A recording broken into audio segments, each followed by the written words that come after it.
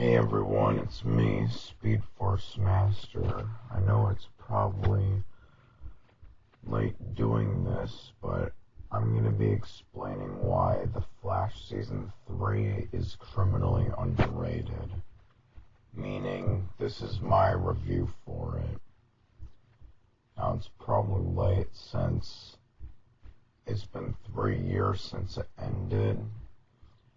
Although, back at the time, I didn't even have a YouTube channel, so you can't really blame me. While I've even done my review for Season 6, but I probably should be doing my review of the first 2 seasons. Well, I don't really know what to say on them. We can all agree that they're one of the best seasons. I'm doing this review to have you all hear me out on my opinion.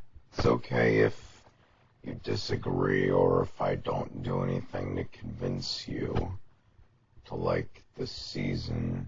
I just hope that you understand my point. Now, before I get into why it's good, I'm gonna give you a little backstory on this for me. Pretty much, I remember back, I used to think this was one of the weaker seasons, and that, still better than Season 4 and 6, which I'm gonna be talking about later. Although, just how long it took for Savitar to be revealed and how they kept teasing it and didn't show it, I thought was very bad. However, now when I look back on it, I realize it was actually the fun part. I mean, one, all those bets on him was really good, and I think they did it nicely. And two, I mean, especially how in the comics he had an unknown identity, and it's turning 2 villains who weren't that interesting and putting them into one villain, and that, in my opinion, is the best of all time, mainly because he's a lot like Zoom, only if he was actually an evil version of the Flash, and had supernatural powers and all that stuff, and was very badass from the beginning.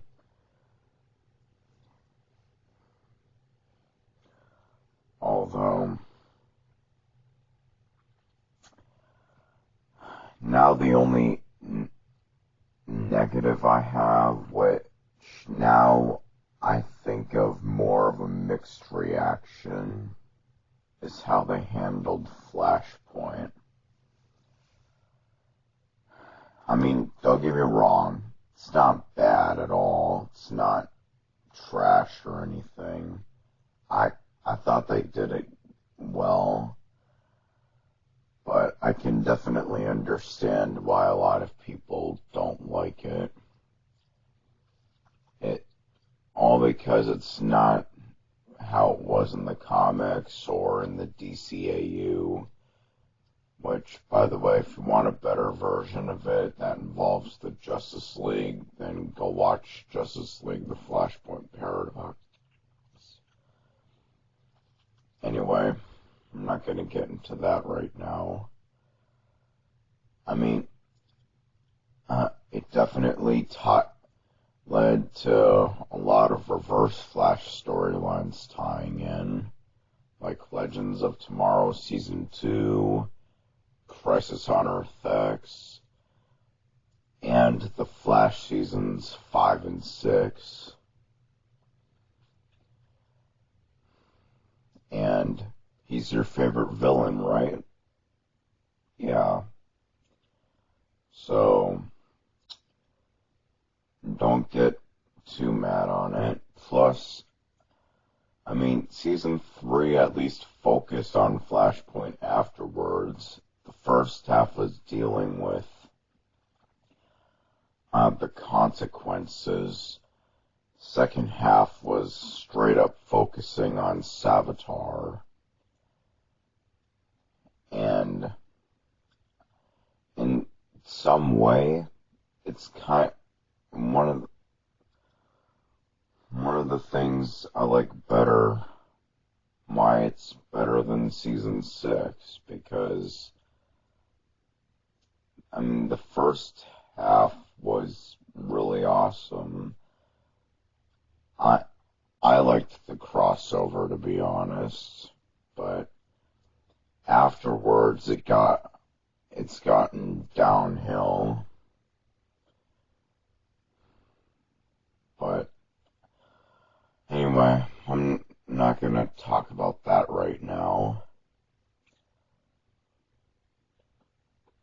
I mean, I keep explaining that in my review for Season 6, anyway.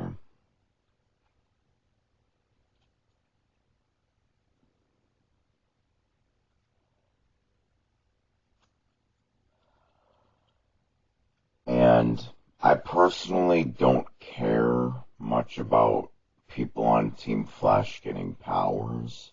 I mean, I like Wally being Kid Flash. I miss that. Why don't we have that in the later seasons? I mean, even after Season 4, he was not a legend anymore. I mean, but I really liked him in Season 6, though, I'll give you that. But he needs to come back on Team Flash.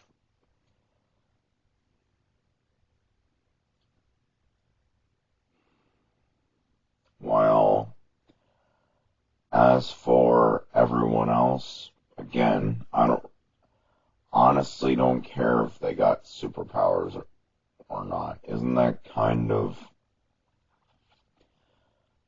what Arrow does? I mean, not that they have powers, but they're vigilantes, so that works too. Supergirl, people are aliens, so that makes sense as well. Everyone who's a legend is a superhero. So go criticize those shows too, if you're gonna bash on the season for that.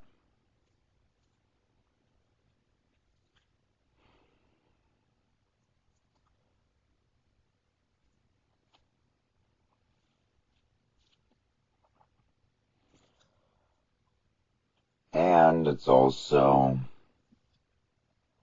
have even got to a storyline that we've wanted to explore since Season 2, and it totally nailed that. And I really like Abracadabra of how the things that had to do with him tied into Season 4. Which is, by the way, why I'm happy that he's coming back in Season 7, which he is, if you're not aware of that. Anyway, I'll explain that in another video.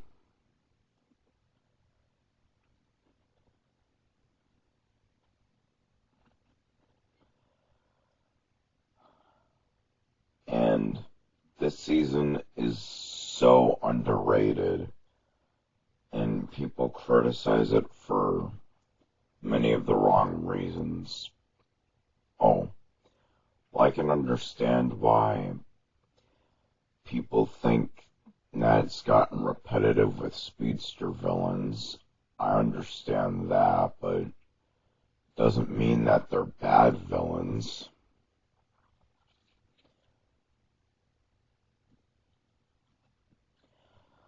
And with Savitar turned two characters, one of which who wasn't really too interesting, or at least they gave him an identity, while the other one actually made him evil and a time remnant.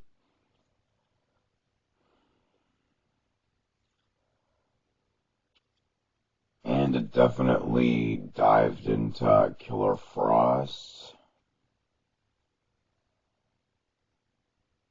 and many other good stuff about it. And especially now that we got the new seasons, I appreciate it more than I used to.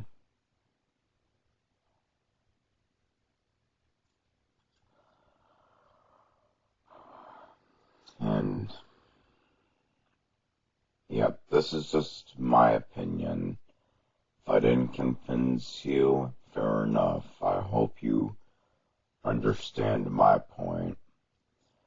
But I plan doing my reviews for season 5 and 4, so that I can get my points straight with them too, speak my mind. And especially because it seems like every season, with the exception of the first 2, I tend to change my mind drastically about them over time.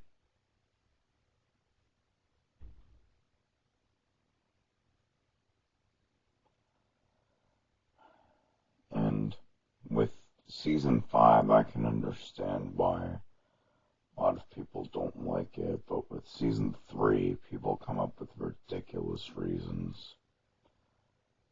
Again, just my opinion. Hope you liked this video. Tell me what I should do next. Bye.